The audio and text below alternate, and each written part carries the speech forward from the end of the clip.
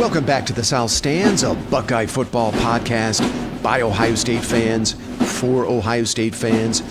From the West Coast, I'm your host, Zach Moore. Today is Monday, March 30th, 2026, and thank you for joining me while I talk to myself about the Ohio State Football Buckeyes, who are 5 practices into their spring, and we are only 19 days from the spring game on April 18th. Now, there have been a few notable developments since our last pod in January. The Buckeyes have themselves a new offensive coordinator in former Atlanta Falcons head coach and Pittsburgh Steelers offensive coordinator Arthur Smith. Smith signed a 2-year, $3 million deal with the Buckeyes and will bring 17 years of NFL coaching experience to the role of offensive coordinator for Ryan Day.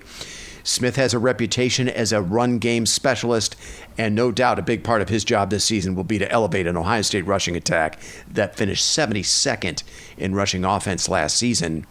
Ryan Day also has a new receivers coach in Cortez Hankton, who joins the program from LSU, where he spent the last 4 seasons. Hankton, as we know, is going to have some big shoes to fill with the departure of Brian Hartline. But unlike some of Day's previous position coach hires, he's got qualifications. This will not be his first rodeo. Hankton spent the last 10 seasons at 3 different SEC programs, and of course his last stop, LSU, also has a reputation for churning out elite receiver talent. Finally, Matt Patricia signed a contract extension and will return as defensive coordinator in 2026. Patricia signed a 3-year deal that will pay him $3.7 million this season and $3.85 million in 2027 and 2028. That deal makes Patricia the highest paid assistant coach in all of college football. So Ryan Day has 2 former NFL coaches running his offense and defense. He added another very experienced position coach in Hankton to a staff that includes Larry Johnson, James Laurinaitis, and Tim Walton. The program is now spending over $15 million on assistant coach salaries this season, and that does not include Ryan Day's salary. That is one of the highest paid coaching staffs in college football history. And then, of course, there are the NIL dollars spent on retaining players like Jeremiah Smith and Julian Sayin and paying the 17 incoming transfers, many of whom will be day one contributors for this team. Folks, this is not a program that's resting on its laurels from a national championship in 2024 and an undefeated regular season in 2025. They are going all in to pursuing another national championship in 2026. The Buckeyes currently sit at number 1 in Bill Conley's initial 2026 SP Plus rankings, which just came out last week. Now, those rankings factor in returning production, recent history, recent recruiting, and coaching change effects. And all that's despite losing 4 future top 10 draft picks in Caleb Downs, Sonny Styles, Arvell Reese, and Carnell Tate, and potentially a 5th first-round pick in Cade McDonald. Man, the expectations never change at Ohio State. It doesn't matter who they lose. Expectations are always the same. And to me, 2026 might be the most intriguing upcoming Ohio State football season of my 50-plus years as a fan, because you have 51 new players joining the program, including the largest transfer portal class in program history. With 17 incoming transfers, the Buckeyes are leaning more heavily on transfers this season than ever before.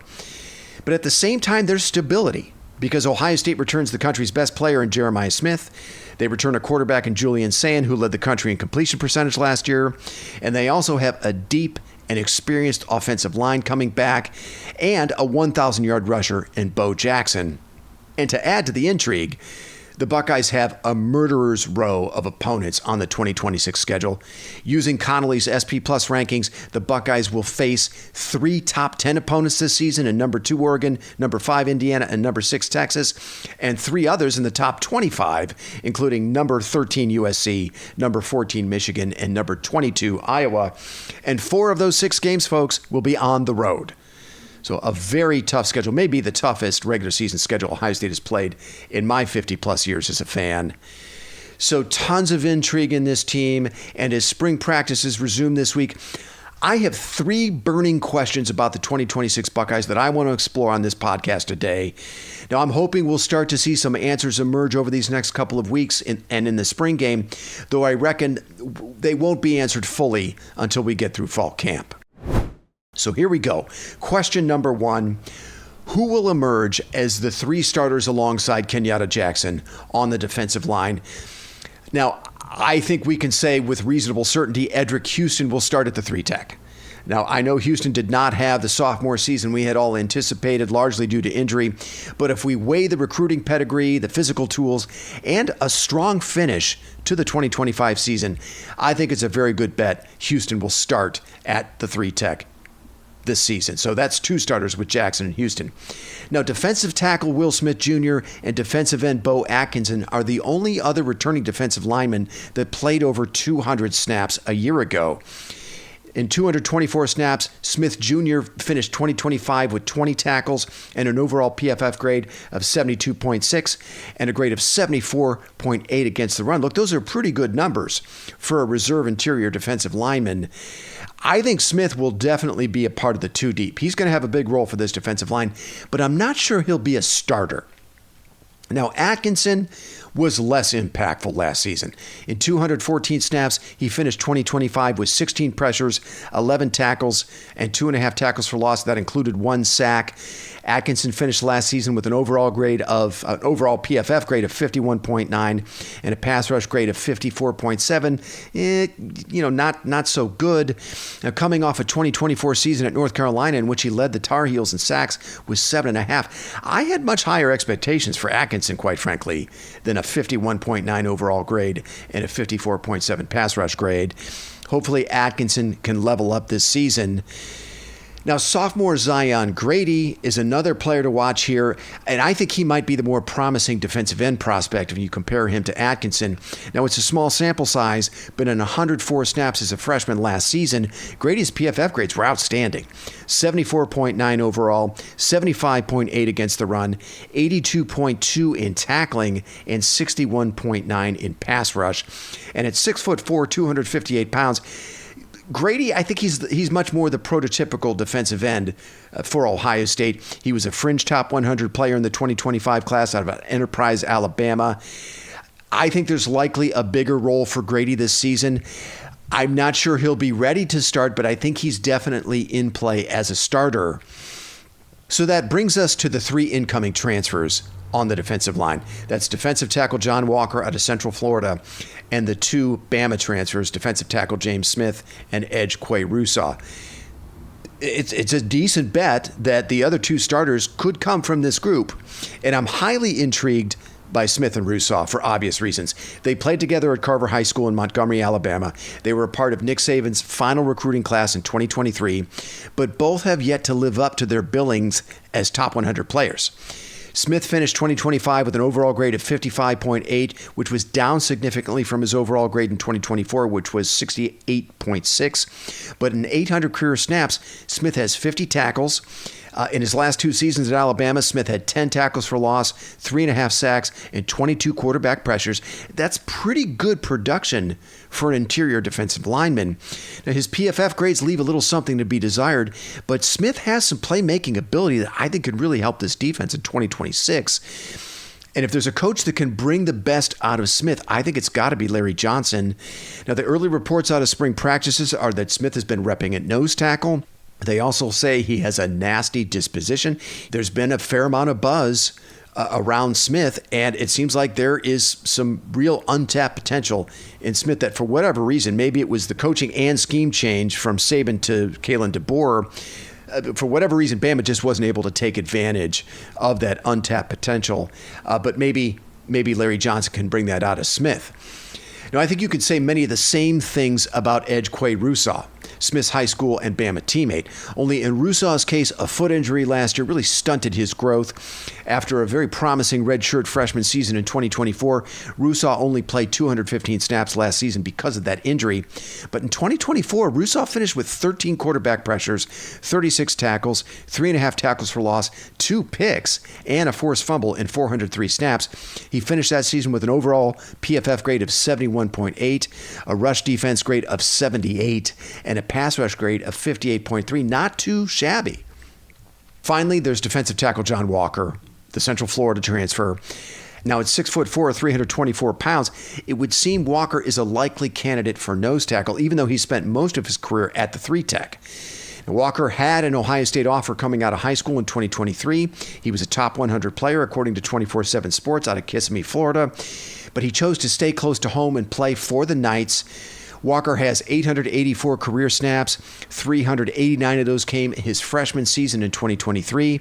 Walker missed the entire 2024 season with an injury, but he returned in 2025 to play 495 snaps for the Knights. Walker finished 2025 with a solid overall PFF grade of 70.7 and an excellent grade against the run of 79. In 2 seasons, Walker has 64 career tackles, 8 tackles for loss, 1.5 sacks, and 20 quarterback pressures. So pretty decent production there out of Walker. Now, between Smith and Rousseau, I feel like a monster season could be lurking in one or the other. The raw talent and physical gifts are obvious. Smith is 6'3" in the 310, 315 range, I believe. Rousseau is 6'2", 243, which granted, is a little light for a down-to-down defensive end at Ohio State, but there's a lot of talent there as well. Now, neither has been a full-time starter yet in his college career, but both have been productive players in limited snaps.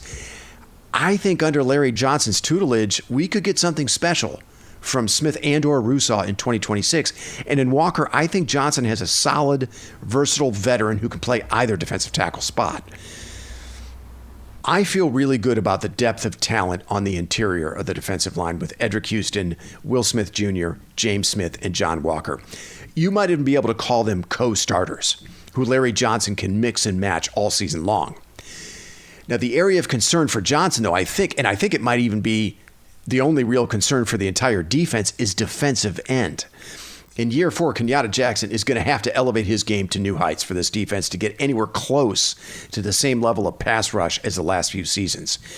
Now, Jackson's coming off far and away his best season as a Buckeye. In 549 snaps last season, Johnson finished with 11 tackles for loss, and that included 6.5 sacks and 45 quarterback pressures. Jackson finished with a solid overall PFF grade of 72.7, a rush grade of 73.8, and a pass rush grade of 68.9. The real challenge for Larry Johnson, I think, is going to be replacing Caden Curry's team-high 16.5 tackles for loss, 11 sacks, and 46 quarterback pressures. And he's probably going to have to do that in the aggregate with Quay Rousseau, Zion Grady, and Bo Atkinson. And it seems like Matt Patricia is going to have to get creative with how he deploys those 3 players. As I said, a player like Rousseau just doesn't have the size to be a down-to-down defensive end at Ohio State. My best guess right now at the starting defensive line for Ball State on September 5th is Jackson and Zion Grady at defensive end. And I know back in January I had John Walker as the starter alongside Edric Houston on the interior, but now I'm thinking James Smith will be the starter instead of Walker. There's just been a lot of buzz around Smith so far this spring. So Jackson, Zion Grady at defensive end, Edric Houston, and James Smith on the interior. Now, look, I think Jackson is going to play well over 600 snaps for this defense. He'll probably play every meaningful snap for the defense in 2026. And I know I'm taking a little bit of a flyer on Zion Grady as a second-year player, and it's mostly because of his size. 6'4", 258 pounds, and the recruiting pedigree as a fringe top 100 player. I mean, that's where I think Grady, that's why I have Grady as the starter. And look, he did show us flashes in the 104 snaps he played in 2025. And his PFF grades were very solid, 74.9 overall, 75.8 against the run, and 82.2 in tackling. So again, Jackson, Zion Grady at defensive end, Edric Houston, and James Smith on the interior for the defensive line. Question number 2. Who will emerge as the starters on the right side of the offensive line? Look, this is a huge question given how the season ended for the Buckeyes with the offensive line allowing 10 sacks and 39 quarterback pressures in postseason losses to Indiana and Miami. Now, in my mind, the starters at center, left guard, and left tackle are locked down by Carson Hinsman, Luke Montgomery, and Austin Sarveld. But on the right side, I think there could be more than one good answer for the Buckeyes, both at right guard and right tackle. Now, last season, I thought Josh Padilla was poised to take the starting right guard job from Tigre Shabola before he went down with an injury against Penn State on November 1st. Then we did not see Padilla again until the playoff quarterfinal game against Miami. He came in relief of Gabe Van Sickle in that game, who actually started but really struggled against the Canes. And I thought Padilla held up very well against a very good Miami defensive line. In 128 snaps last season, Padilla finished with a solid overall PFF grade of 73.7, a run blocking grade of 73.3, and a pass blocking grade of 68.1. Padilla is heading into his fourth season with the program, but I believe he has 2 years of eligibility left. As long as he stays healthy, I think Padilla is one really, really good option at right guard. Another potential option at right guard is junior Phillip Daniels, who, as we know, started at right tackle last season and was solid. In 761 snaps last season, Daniels finished with an overall PFF grade of 65.9, a run blocking grade of 68.5, and a pass blocking grade of 61.9. At 6'5", 315 pounds, the experts say Daniels is actually more suited to play guard than tackle. He doesn't really have the feet to play on an island against opposing defensive ends, and that was evidenced by his 19 pressures allowed last season, which led the team. So Daniels might be another option at right guard if the coaching staff wants to go a different direction at right tackle. Now that brings me to tackle Ian Moore. At 6'6", 312 pounds, Moore played very well at left tackle in the second half of the CFP quarterfinal against Miami after Austin Sareveld went down with an injury in that game. In 150 snaps last season, Moore finished with a team-high pass blocking grade of 83.3. He's heading into his third season with the program. Last season, he played both left and right tackle. He pretty much split his snaps at those two positions. Heading into year 3, folks, I think Moore might prove to be too good to keep off the field. And I would not be surprised if he supplants Phillip Daniels at right tackle. So that is one position battle this spring and in fall camp I'll be watching very closely. Finally, Gabe Van Sickle is also in play at right guard, but he was such a disaster in the CFP against Miami. I wonder if Van Sickle just needs more seasoning. To me, it feels like he might be on a 2027 trajectory as a starter.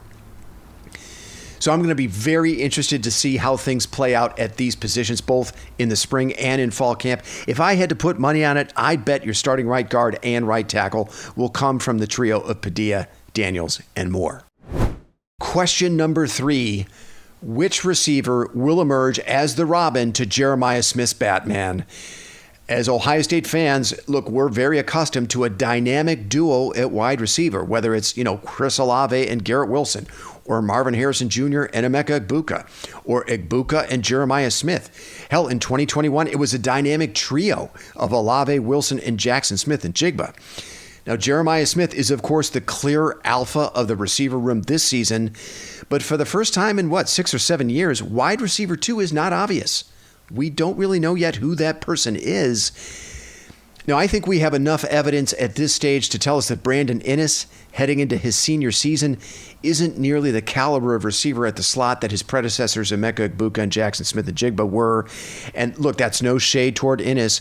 He was a team captain last season, but Egbuka and Smith and Jigba were just on a completely different level as playmakers at the slot.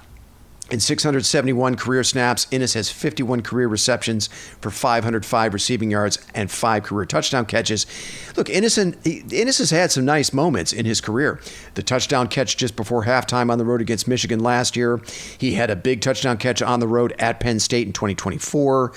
And his leadership as a team captain has been invaluable. But the fact that they brought in 2 veteran slot receivers from the portal in Devin McEwen and Kyle Parker, I think tells you everything you need to know about how the coaching staff views Inniss as a playmaker. There just wasn't enough playmaking from the slot last season, period, full stop. And a big emphasis in spring ball, we heard Jeremiah Smith and Cortez Hankton talk about it last week, is yards after the catch. And Inniss only averaged 9.9 yards per catch. I mean, that's his career average. So the Buckeyes are clearly looking for more from the slot. Now, could Kyle Parker and Devin McEwen emerge as the number 2 receiver in this offense? Parker, the LSU transfer, just had his black stripe removed. He was the first offensive player of the transfers and incoming freshmen to earn that distinction. According to the OSU beat, Parker has really benefited from Mickey Marotti's strength and conditioning program this offseason. He's bigger and stronger than he was at LSU. At 5'11", 195 pounds, though he probably weighs a little bit more than that now. Parker was a 3-star prospect, according to 24/7 Sports, out of Lucas, Texas, in the 2023 class. In 3 seasons at LSU, Parker played 510 snaps. Now, most of those snaps, 436, came last season. Parker has 34 career receptions for 385 yards and 5 career touchdown catches. Parker's PFF grades last season were just okay. 62.9 overall, 64.7 in receiving. Parker looks like he could be a solid depth piece and a player who could push Brandon Inniss for some playing time, but he does not profile as anything close to a number 2 receiver at a program like Ohio State. So I'd be very surprised if Parker emerges as that player.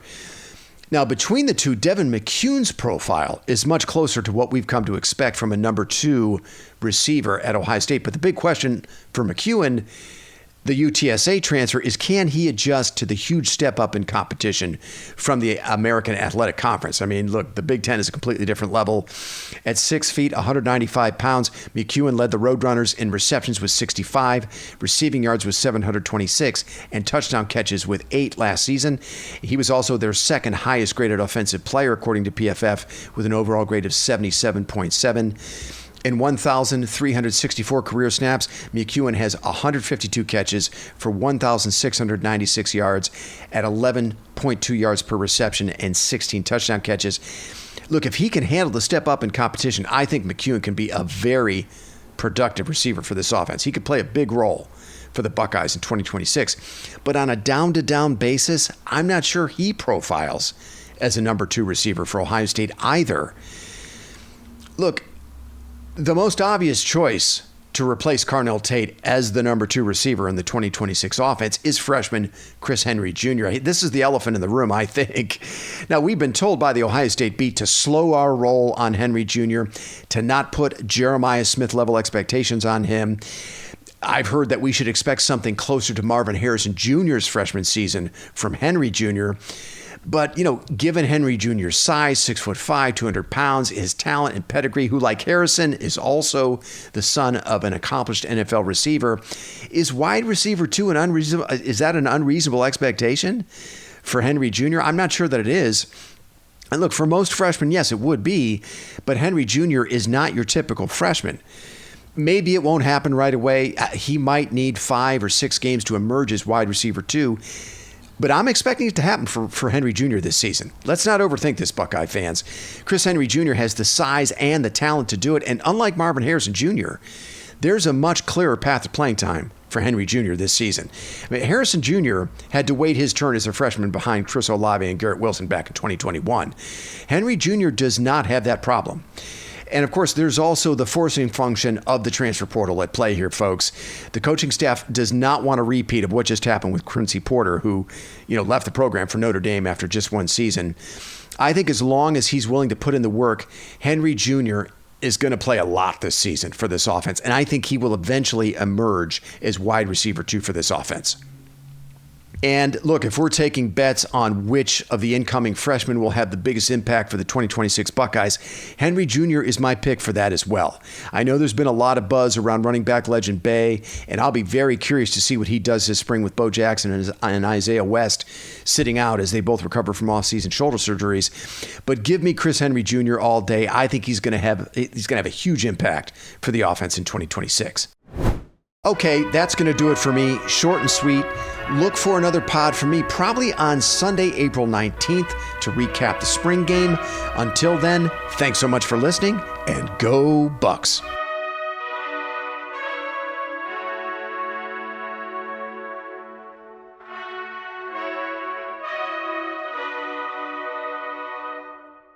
You've been listening to The South Stands, a Buckeye football podcast. Follow us on X at South_Stands.